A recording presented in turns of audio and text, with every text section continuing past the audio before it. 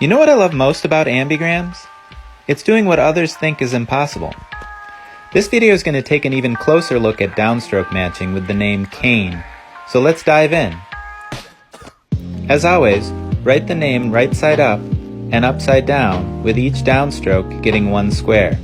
The K and A have two downstrokes, where the I has one. Now, downstroke matching only works for certain letters as seen here. Now, merge the downstrokes together. The base of the K merges with the E, and then the leg of the K merges into the N. This process continues for all the letters.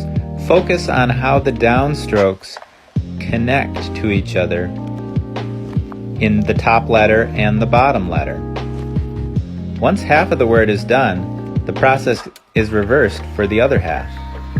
I want everybody watching who's interested in ambigrams to try this name, because even if your name doesn't contain these letters exactly, it may contain some of these letters, and the process is very similar for other letters that work with downstroke matching.